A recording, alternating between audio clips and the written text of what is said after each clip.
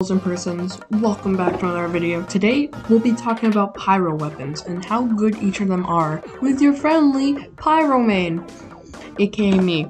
So to start off, let's talk about pyro's primary, the flamethrower. Pyro's flamethrower does fire damage, obviously. That uses 1 ammo per second and can air blast 10 times for 20 ammo. The flamethrower does 6.5 damage at the start, but with ramp up does 13 with full ramp up after 2 seconds.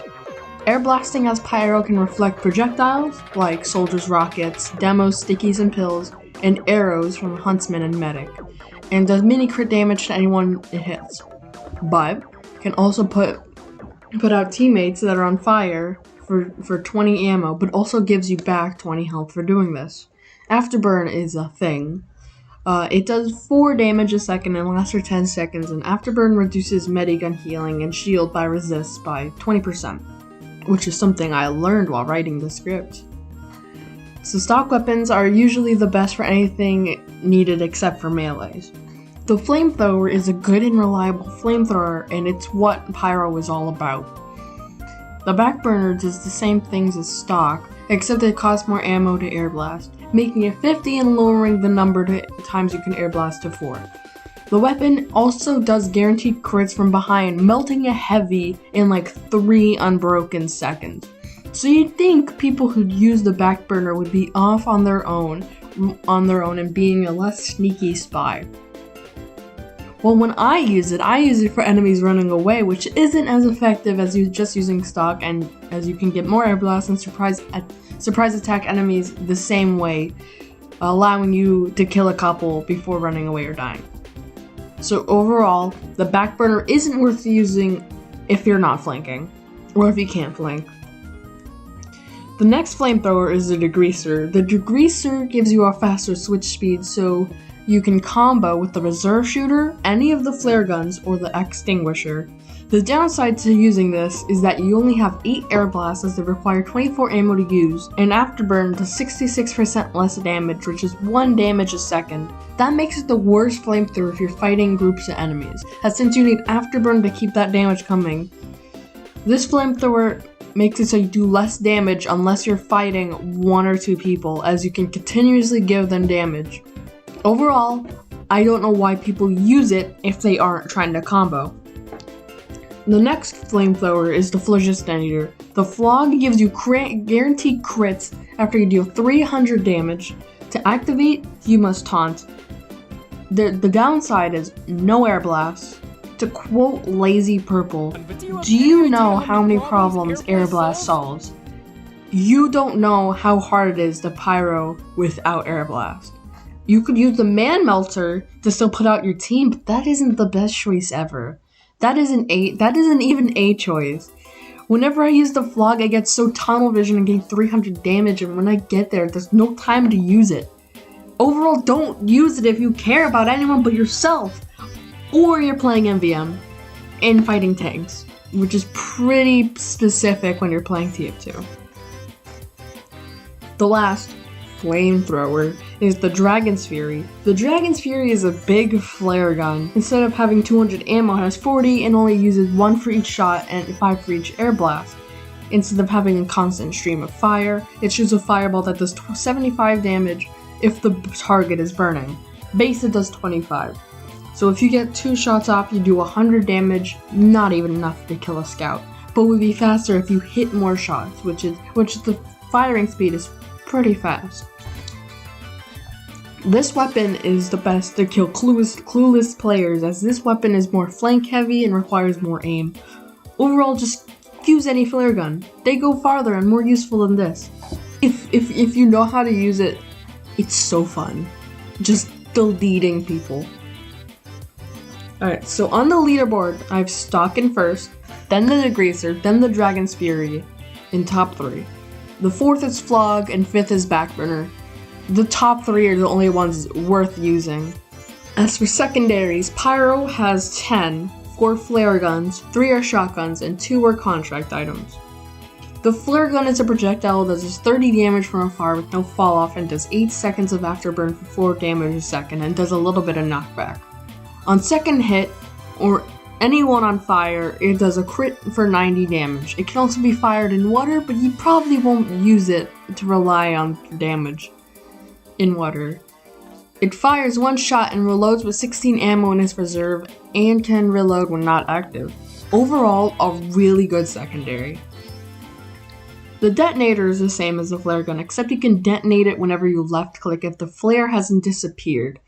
You can flare jump and redirect the flare if you miss the target by exploding it near the enemy. Something I think I noticed is that direct hits do more damage, but I don't know if that's the case, but I have proof I think it does more damage on direct hit. Correct me if I'm wrong. It does 25% less damage than the flare gun, so only does 26 damage and 68 for crit damage, and does 42 to yourself. It has a lowered explosion radius. Another upside is that it can destroy stickies, but I think every flare gun can do that. It does less damage and damage to yourself for a flare gun that can flare jump and redirect flares if you missed. Overall, a little worse than the flare gun, but still has many uses. The Scorchat has a bad rep for being a crutch weapon. It's much easier to hit flares, and people who use it are usually associated with no skill. The flare hits an enemy and knocks them back a small bit, and the flare falls on the floor for another explosion to anyone that touches it, or the person in midair for a 50 damage burst. It does 10 damage less than the flare gun, and does damage to yourself, allowing yourself to flare jump. Other than that, it does the same stuff as the flare gun. I can see why people call this a bad weapon. If you miss, you just have another flare already there without you needing to aim. It's more of a boring weapon to use than a bad one. The Man Melter does what a Flamethrower already does, but you get crits for putting out teammates. I really recommend a video I watched by Zesty Jesus talking about the Man Melter, since he goes into why the Man Melter isn't a really good weapon. It has the same base stats as the flare gun. On hit, it puts enemies on fire, but no extra damage for enemies on fire. It can give crits for extinguishing your teammates. This weapon is only used beside the Flog, as it can't air blast. So nobody even uses it if they aren't using the Flog, because other flare guns can do its job much better. Because now you have to rely on the enemy team to alight your teammates and you being there to extinguish them. This weapon has no ammo and has 50% projectile speed, but lacks utility from the other flare gun. Overall, if you're being serious, you better use the squirt shot. The stock shotgun does 90 damage up close and does less the farther away you get. And it caps at around 6, and does 180 damage for crits. It has 6 shots with 32 in its reserve. It's good if you can't really aim flares, or you're more in a more close range area, and you're too far away to alight the enemy, or your enemy is a scout. Overall, pretty good as stock weapons are. The reserve shooter is probably one of the Pyro's worst secondaries. You have to wait for someone to rocket jump or be in the air to get the crits. It has the same upside as the Degreaser with a faster switch to and switch from speed, for only the stock shotgun's crit damage, except with only 4 shots. Most not very experienced Pyros don't know how to effectively get a person in the air, and to be frank, I don't know either. I think you have to air blast the feet, as I've seen other Pyros do it, but when I do this, I don't get any crits. Overall, if you don't know how to air blast someone in the air and keep them long enough to get the crits, or find someone already in the air, you're better off with stock.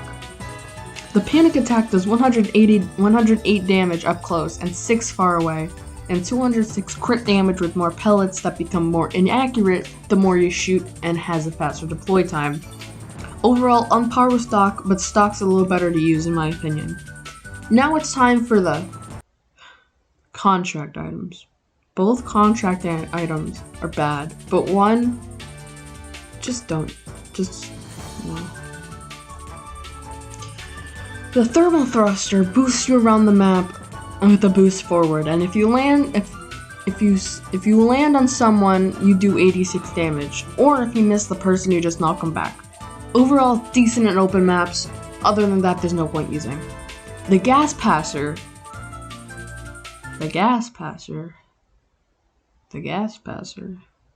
shouldn't. The gas passer is Pyro's worst secondary.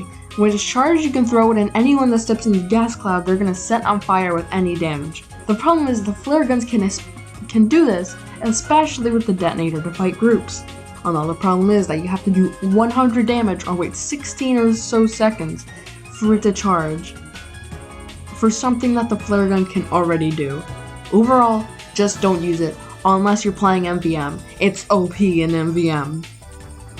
So for the leaderboard, the flare gun and shotgun are tied for first. Both are really good weapons and they should be used interchangeably. Second is Panic Attack, third is Detonator, followed by the Scorch Shot, then the Thermal Thruster, then the Reserve Shooter, then the Man Melter, and then the Gas Passer. Only like the top 5 or so are worth using. And time for melees. Pyro has different melees that Pyro rarely uses, so it's more about utility, not really damage, as Pyro's Flamethrower does more in melee range. The stock Fire Axe does 95 damage and 195 crit damage and has no utility purpose. This makes it the worst weapon for Pyro. So that you think the direct upgrade to it, the 3rd degree, is also really bad, as it does nothing else important except waiting for a random crit to happen to a healing medic. Next is my favorite, the Neon Annihilator. It does crits which deal 156 damage to anyone soaked in water, milk, or Girardi. It does damage to sappers but takes 2 hits to destroy. The only downside is that it does 20% less damage, which just make it deal 52 damage. The Home Wrecker also gets rid of sappers and enemy buildings, so as Pyro you're not able to get close to a sentry and you can just burn unattended buildings.